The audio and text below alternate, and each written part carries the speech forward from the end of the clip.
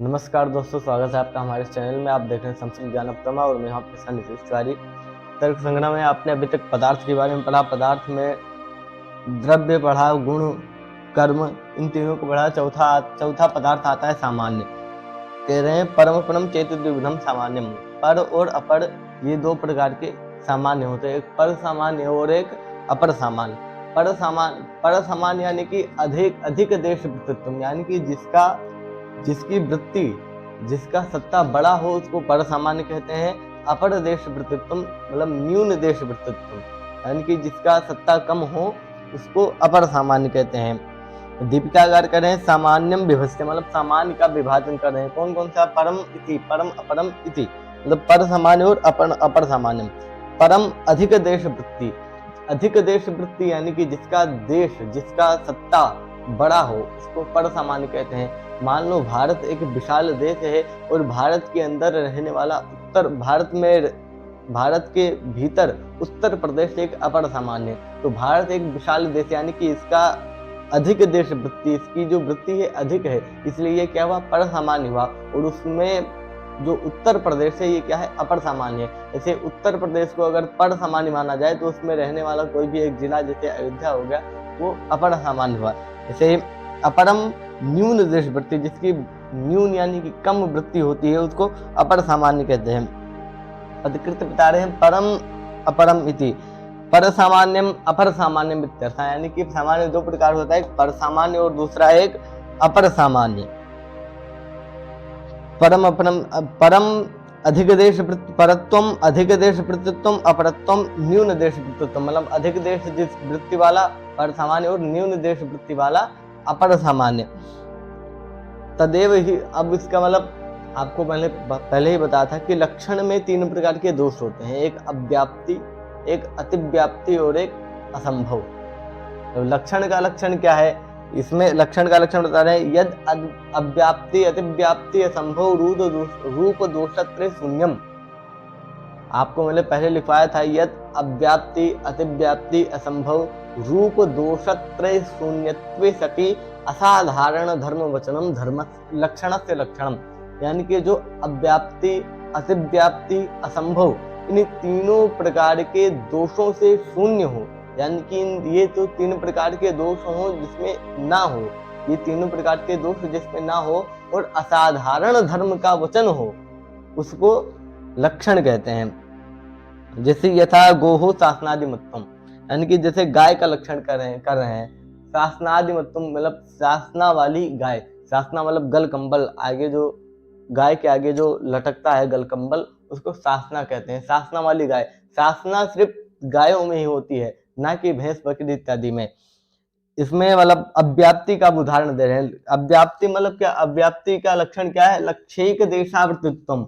अव्याप्ति मतलब लक्ष्य के एक देश में जिसकी वृत्ति, लक्ष्यिक देशा अवृत्तित्वम, लक्ष्य के एक देश में भी जिसकी वृत्ति ना जाए, लक्ष्य के एक देश में जिसकी वृत्ति ना जाए, यानी कि लक्ष्य में वृत्ति जाए लेकिन लक्ष्य के एक देश में ही वृत्ति जाए, एक देश में वृत्ति ना जाए। जैसे उदाहरण दे रहे हैं कि अतएव गोर न कपिलत्वम लक्षणम, जैसे किसी ने लक्षण किया गाय का, कपिलत्वम गोर लक्षणम, यानी कि जो कपिला है वो गाय है, जो कपिला है वो गाय है। यहाँ पर अव्याप्ति नामक दोष है, क्योंकि गाय जो कपिला गाय है उसमें तो ये लक्षण चला गया कपिलत्वम गोर लक्षण, लेकिन जो चितकबरी गाय है, सफेद गाय है इत्यादि जो अन्य प्रकार की गाय हैं उनमें इनका लक्षण नहीं गया, इसलिए इसमें अव्याप्ति नामक दोष हो गया, इसलिए ये लक्षण भी उचित नहीं है। अब अतिव्याप्ति को बता रहे हैं। अतिव्याप्ति किसे कहते हैं? लक्ष्य वृत्तित्व सती अलक्ष्य वृत्तित्व, यानी कि जिसकी लक्ष्य में वृत्ति जाते हुए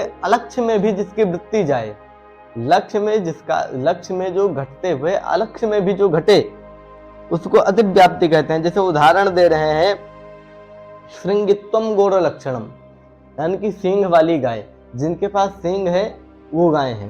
तो सींग गायों के पास है, लेकिन सींग तो भैंस बकरी इत्यादि में भी सींग है, इसलिए श्रृंगित्वम गोर लक्षणम, ये जो गाय का लक्षण कर रहे हैं, गाय में जाते हुए भैंस बकरी इत्यादि में भी चला जा रहा है, ये जो लक्षण जा रहा है, इसलिए इसमें अतिव्याप्ति नामक दोष है, इसलिए ये लक्षण भी उचित नहीं है। अब तीसरा दोष क्या है? असंभव। असंभव का इसका लक्षण क्या? लक्ष्य मात्र अप्रतित्वम, यानी कि लक्ष्य मात्र में भी जिसकी वृत्ति ना जाए उसको असंभव कहते हैं। जिसका मतलब लक्ष्य, उदाहरण दे रहे हैं कि गोहो एक शफवत्वम गोर लक्षणम, यानी कि एक खुर वाली गाय। गाय के एक पेड़ में कितना खुर होता है? 2 खुर होता है। ये मतलब ऐसे कटा होता है ना, ऐसे एक खुर इधर एक खुर इधर। तो एक शफवत्वम गोर लक्षणम, एक खुर वाली गाय, ये असंभव है। एक खुर वाली गाय हो ही नहीं सकती। एक खुर तो गधे इत्यादि में होता है। मतलब एक शफवत्वम गोर लक्षणम, इसमें असंभव नामक दोष है। इसलिए गोहो शासनादिमत्वम, यानी कि शासना वाली गाय। शासना सिर्फ गाय में ही, शासना सिर्फ गायों में ही होती है, अन्यथा अन्य जीवों में नहीं होती। इसलिए गोहो शासनादिमत्वम, इसमें अव्याप्ति अतिव्याप्ति असंभव, ये तीनों दोष शून्य है, इसलिए इसको लक्षण किया गया, लक्षित किया गया। आगे फिर बता रहे हैं सामान्यम जाति। वो सामान्य क्या है? जाति ही है। सामान्य मतलब जाति, जिसे पुष्प में पुष्पत्व जाति होती है, पृथ्वी में पृथ्वीत्व जाति होती है, आदि जाति। नित्यत्व सति अनेक समवेकत्वम सामान्य से लक्षणम, नित्य होते हुए अनेक समवेकत्वम सामान्य से लक्षण, मतलब अर्थात कि समान अवयव, रूप आदि से युक्त अनेक व्यक्तियों में जो समान आकार की प्रतीति होती है। यानी कि रूप आदि, जैसे कोई मोटा है, कोई पतला है, जैसे एक व्यक्ति मनुष्य में क्या है? मनुष्यत्व जाति है। पुष्प में पुष्पत्व जाति है, जो उसकी एक समान आकार की, जैसे कई मनुष्य खड़े हैं तो ये बता रहे हैं इन सब में मनुष्यत्व जाति है। तो सब में एक समान की जो प्रतीति कराए, उस प्रतीति का जो कारण हो, उस प्रतीति का जो हेतु हो, कारण हो, उसको सामान्य कहते हैं। मनुष्य में क्या है? मनुष्यत्व जाति है। जाति यानी कि सामान्य। इसका यौगिक अर्थ कहते हैं समानस्य भावः सामान्यम। समानस्य भावः सामान्यम, अर्थात वस्तुओं में होने वाला जो समान धर्म, वस्तुओं में होने वाला जो समान धर्म, उसी को सामान्य कहते हैं। ठीक है, तो ये सामान्य का लक्षण होगा। आगे फिर बता रहे जो पुष्प में पुष्पत्व जाति, ये जो सामान्य होता है ये प्रायः द्रव्य गुण और कर्म, इन तीनों में रहता है। सामान्य किसमें रहता है? द्रव्य में रहता है, गुण में रहता है और कर्म में, इन तीनों में रहता है। अर्थात मतलब द्रव्य, ऐसा कहना उचित नहीं है कि द्रव्य और गुण और कर्म में इनमें अवस्थित रहता है। इनमें द्रव्य गुण कर्म में रहता तो है, लेकिन इनका आधाराधेय भाव संबंध नहीं है। अगर ये आप कह रहे हैं कि द्रव्य गुण कर्म इनका ये सामान्य के आधार हैं, तो आधार नहीं है। अगर ऐसा होता तो घट के नाश होने पर घटत्व इस जाति का भी नाश हो जाता। इसलिए ये द्रव्य गुण कर्म इनमें रहते हैं।